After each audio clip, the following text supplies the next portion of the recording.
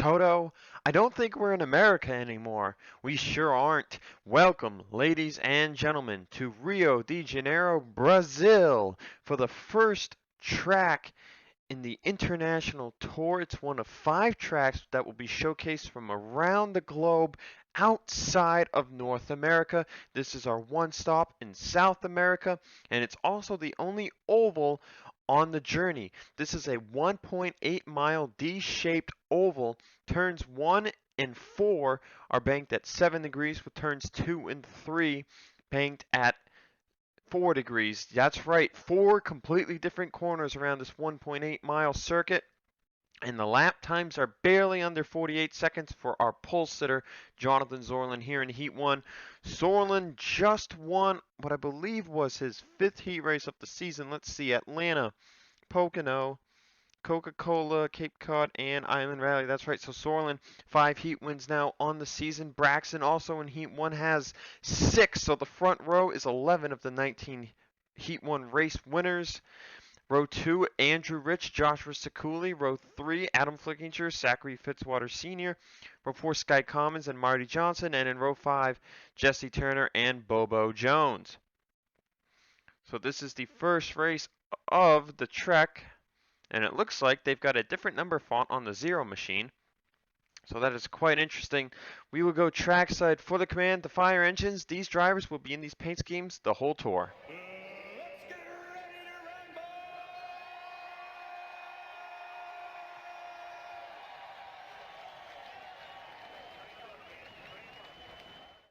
And the pace car is away.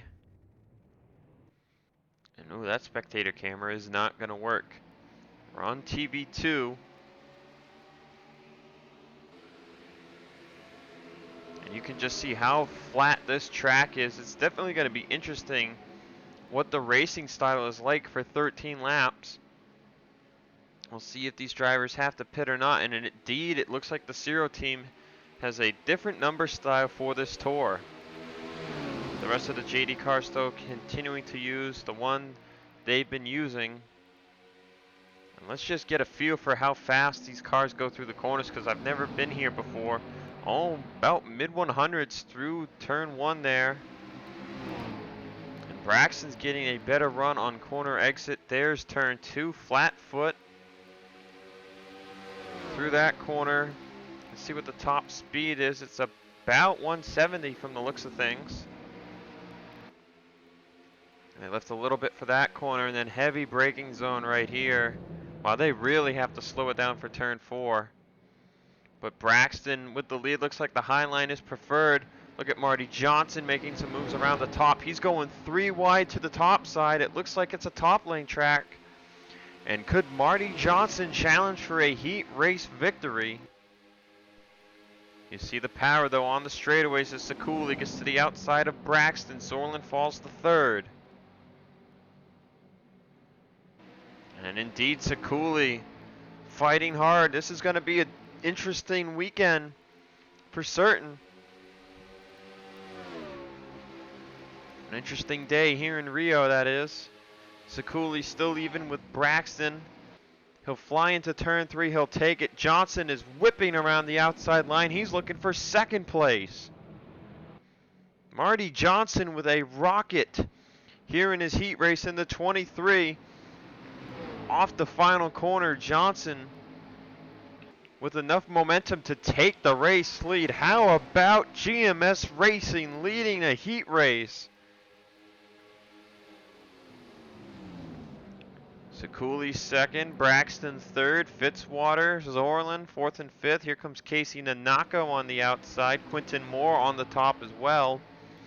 First 4 out right now, Tremblay, Ice, Onjak, and Cage. And look at that lap time set by the 23 of 49.87, running the top. We'll see what Nanako's able to do here. He's looking to charge towards the front from the outside as well. The big thing to note here is though Johnson's leading now he's on the bottom. He's going to hold up the bottom more than help it. But here comes Casey Nanako all the way from 6th place to 3rd. And an interesting track. Dodge Motordrome is going to be very similar to this. It's a half-mile track in Washington, and the high line is king. Sorlin ducks under Fitzwater. That's going to actually help the 39. This track clearly not really made for stock cars, and the stock cars are doing better running wider around the track than lower. And the knocker will shove it into turn 3 and take the lead away from Johnson. So short-lived the lead for the 23. Here comes Fitzwater around the outside. Wouldn't he love to get a heat victory? Around the outside of Sekula, he goes into third. Let's see, when does the draft really come back in? Who's that on the top side back there? Is that Shane Beckett? That's the 74 of Shane Beckett in the top 10. Even the lowly team of Shane Beckett. Look, there's just so much more grip on the outside line. These corners are just so flat. It's going to be an interesting race weekend for sure. Let's see, does Beckett get in line here in 9th? It looks like he will, so Shane Beckett trying to make the race. Jagger has fallen outside now.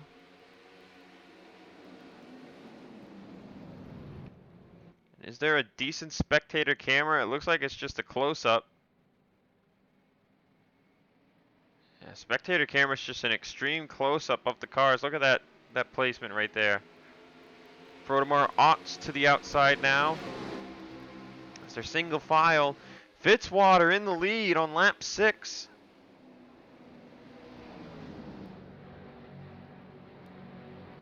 Just crazy how this track is.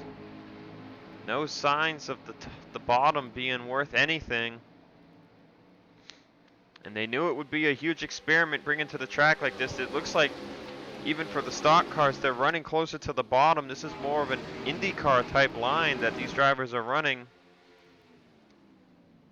If it comes down to fuel, it's definitely the preferred strategy. You don't want to take the long way around if you're looking to make your car last on gas.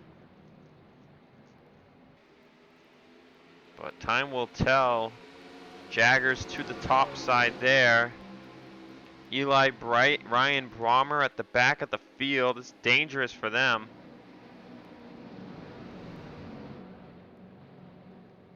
So we go back. There's the 88, there's the 3. And I mentioned we'll be seeing these paint schemes for the whole tour. They're only taking one set of schemes.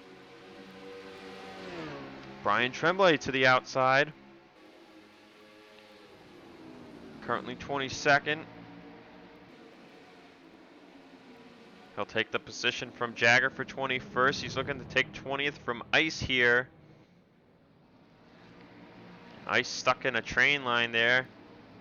And there it is. Tremblay will take 20th place away. He'll take 19th from Bright as well, as they're getting held up by Magora, as no one wants to duck to the inside line.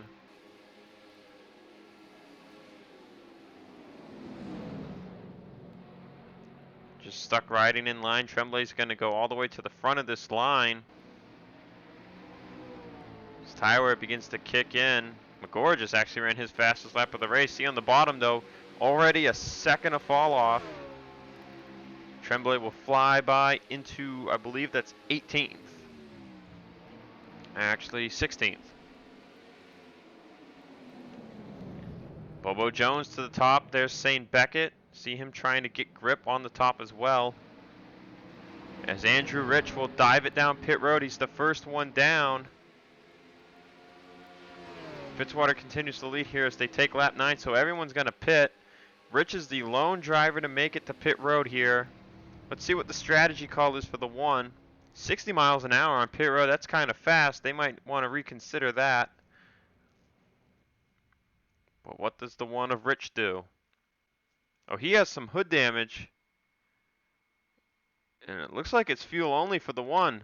Fuel only for the damaged 1 car. He'll be out in the way, and we'll see how much time he gains by himself. Sekuli and Moore are to the outside. So far, we've got a huge possibility of an upset here in heat number 1. Marty Johnson and Zorlin come down next. Oh, and there's a spin. There's damage. St. Beckett's destroyed.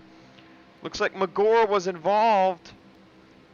Possible complications of trying to get on the pit road. And St. Beckett's car is destroyed.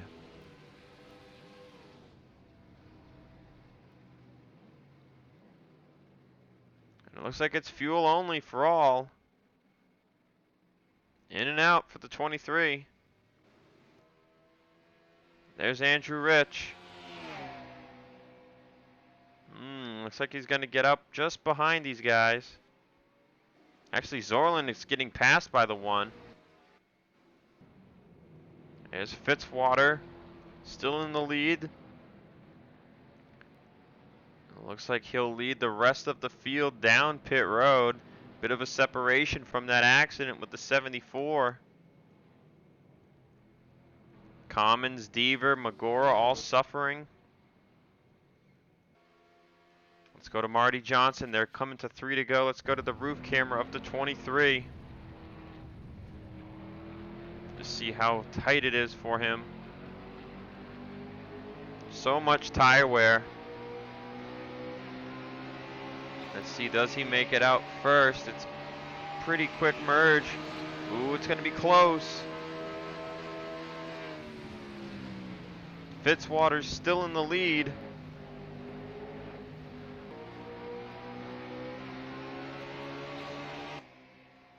He's in third gear still, so that's more speed off the corner for the 39. Rich up to third, Braxton fourth, Zorlin in fifth. Look at Tremblay in sixth, Ice seventh, Jagger eighth, Jones, Brommer 10th, 11th is Sekuli 12th, 13th, 14th, 15th, 16th, 17th. Problems for Wild, that's 17th right there, 18th, 19th, 20th is Turner. Magora, Onjak, and Deaver could miss another race if he's not lucky. So Fitzwater in the lead, and what an upset for RSS Racing this has turned into.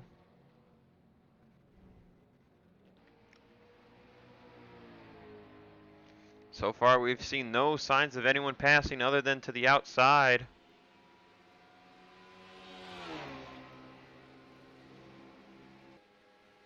Ooh, and Johnson is closing, but where will he go if he makes a move?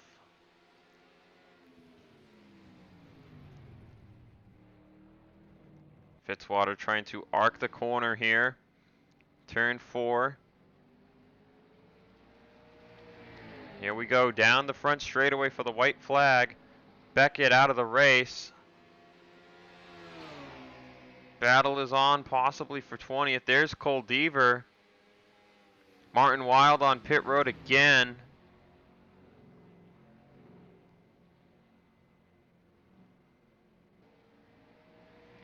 At least it looked like Wild was on pit road. So Johnson's trying to close the gap. But so far to no avail. There's the distance, man. This field got really spread out.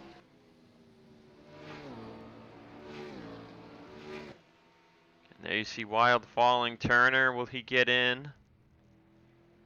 Turner 19th at the line, I would think, if Wild's on pit road. Indeed it is the case. But upset time on the international tour. It'll be Fitzwater getting his first heat win of season 3. And how about Marty Johnson finishing second? What an upset heat race. Benjamin Ice gets 6th. Tremblay and Jagger in the top 10 as well.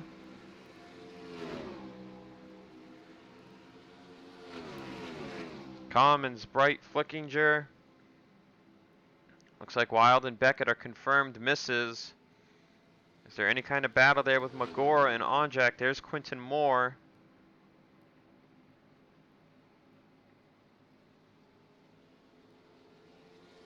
Turner, and there's Magora.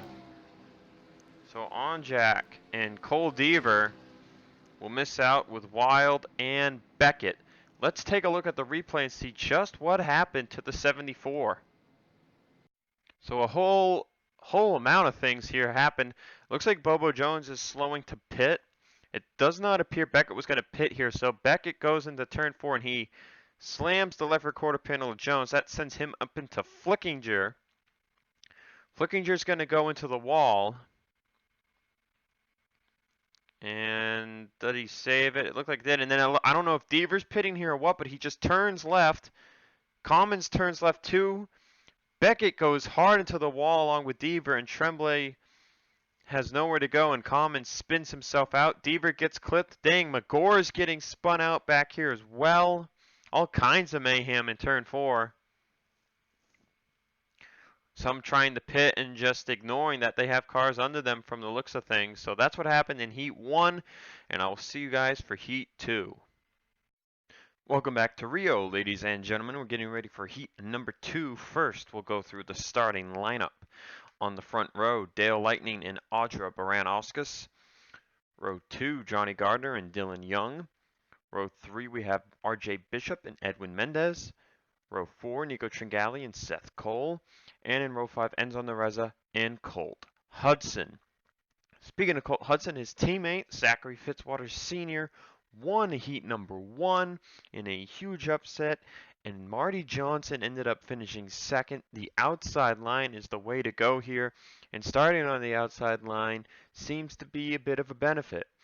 Starting in 12th, James Ellison. 14th, Matthew Logan, who won his heat race at Island Rally last week and went on to win the main event after Eli Bright blew up and Logan's competition dwindled to nothing. Samet Oskin also starting on the outside in 16th, and all the way at the back is Alan Cavagnero. That's actually who we're going to watch the start of this race from. He's in a new 18 paint scheme that they are going to run for this whole trek of International Tour races. Now, the officials have changed a few things. They've lowered pace speed by 10 miles an hour from 70 to 60, pit from 60 to 50, and they've also added grip to the tires and the track and added drag. Drivers, start your engines!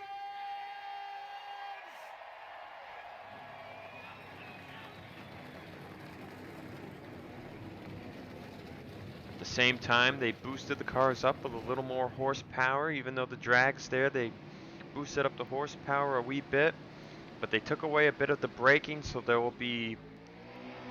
will not be able to slow down as quickly. And Cavagnero taking his time to catch up here. I hope everyone got moving. So as they come right around off turn 4, we're going to go right to the roof camera of Cavagnero and take this green flag for Heat 2 at Rio. Straight to the outside. Will he make it 3 wide?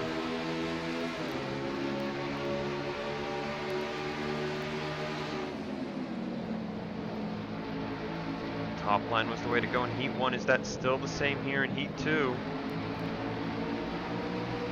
It certainly appears to be that way.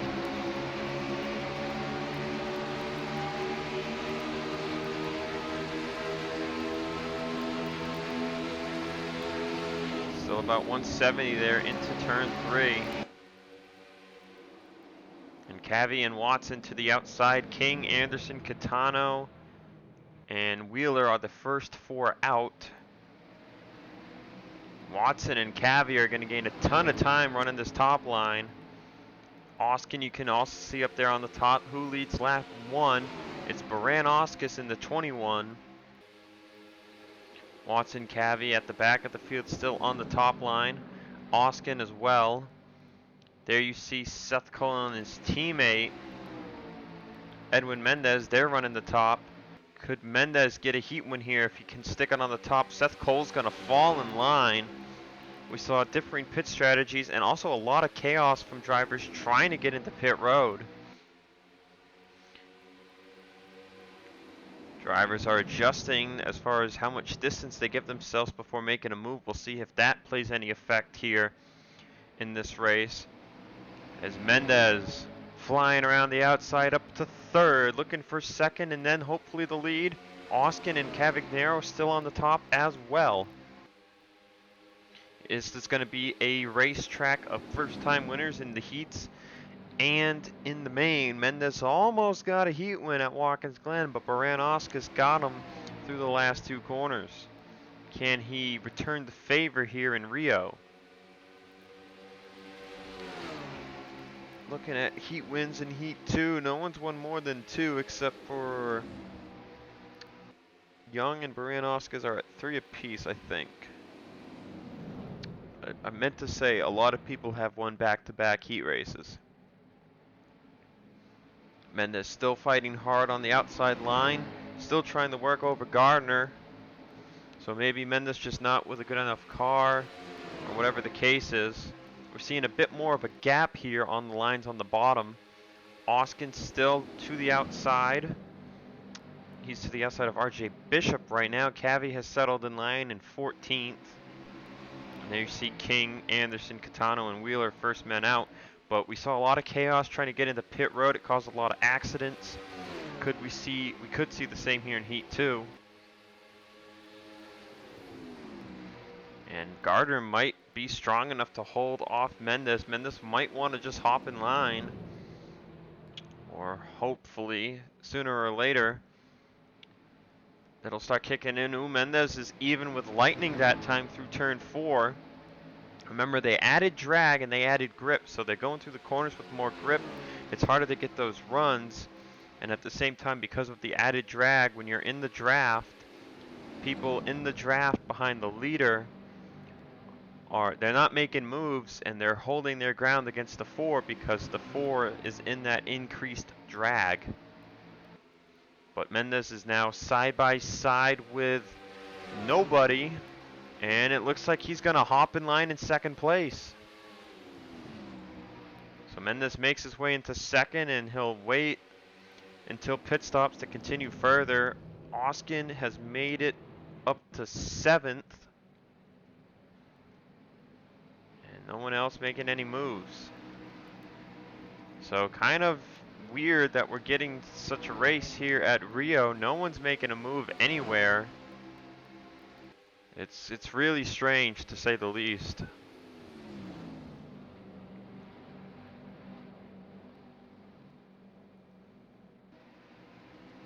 Unless someone slips up, I've got nothing to really go on here. Mendez hopped in line and his momentum stalled. And you can see a lot more cars running faster lap times. You know, they're down to 49.1s with the new package they implemented in Heat 2. Versus Heat 1, only one driver had a 49.8. Everyone else was 50s and above. Oops, that's the wrong button. Yeah, see, not even everyone's at least running 50.0s. So I'm not sure what to talk about. We're just probably waiting for pit stops here. Should be interesting what happens in the main event. 40 cars on this racetrack. That will be a sight to see for sure. So Mendez is weaker on the bottom than he was on the top, and that is allowing Baranowskis to pull away. And this is likely the most boring race I have seen in a while. It's been a long time since I've gotten stuck with a train. Just a train of cars going around a racetrack.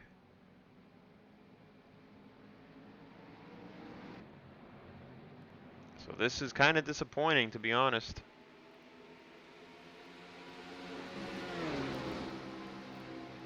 Mendez is just losing time every lap to Baranowskis. She could be on her way to her 4th heat win of the season.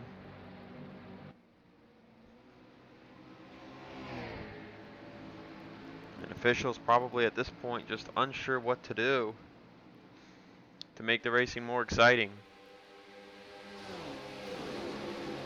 You know, these drivers are running around the bottom. No one wants to make a move to the outside.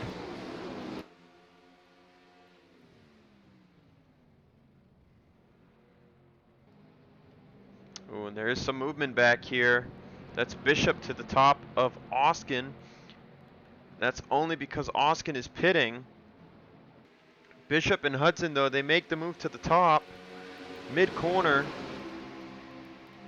Bishop hangs back in line. Hudson is going to get in line too. So there was some movement there for a moment, but then it faded away. And it's fuel only once again for the drivers here in Heat 2 versus Heat 1, same thing, and I apologize for the barking. It is out of my control. Now we saw an accident start occur in Heat 1 because of pit stops. We'll see if that happens here or not. It looks like Mendez is committing to pit road, everyone else going to his outside. And Mendez will pit. And Baranowskis as well. Watson, Rowe, and Voiles. Chris Wheeler coming down. So no one wrecks. Lightning to the lead. Staying out ended up being the winning strategy in heat number 1. Especially since no one can seem to pass.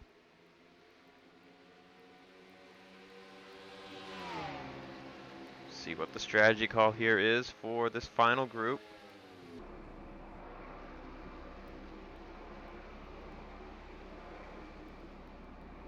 Dylan Young electing to stay out here possibly. Oh, contact with Johnny Gardner, that was close. And everyone appears to be coming into pit road. And Mendez has made it out before Oskin. See what that does for the 4.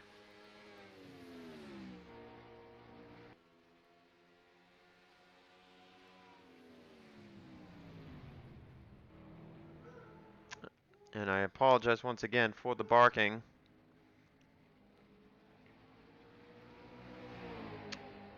Let's see, Mendez will come around to the front straightaway here. Does he have a chance? Oh, Baranowskis is actually well behind him.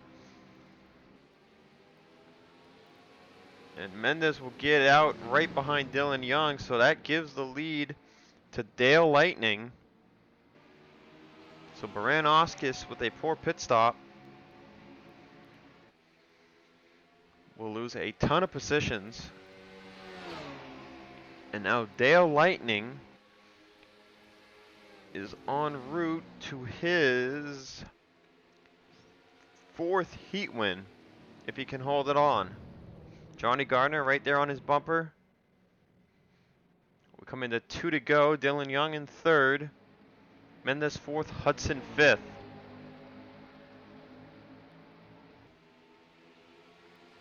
Cavagnaro has made it into the top 10.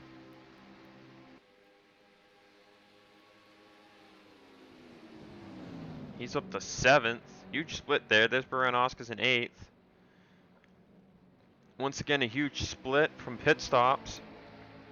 Granted, not as bad as Heat 1. But still there, RJ Bishop is outside the top 20. And that will cost him a race appearance. Bishop comes in. He has missed 1 race on the season so far. This will be his 2nd of the year. And something happened to Fernandez. Oh, there she is. Just very far back for some reason. And we'll be coming to the white flag. Can anyone make a move on Lightning? Anyone at all? Can anyone make a move on the 5?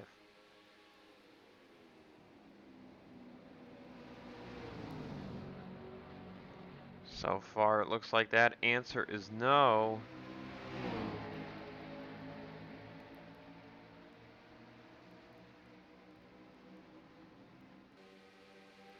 And officials at this point are just scratching their heads wondering what they can do to make these drivers make attempts to pass.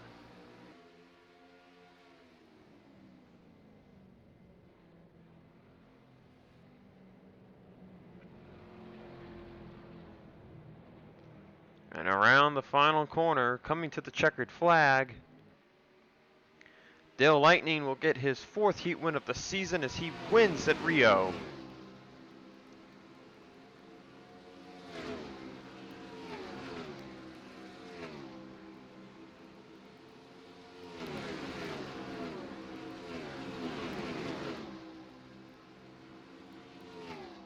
There it is, Bishop, just nothing going for the 42.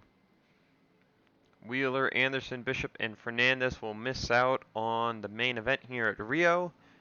And with that, I will see you for the main event.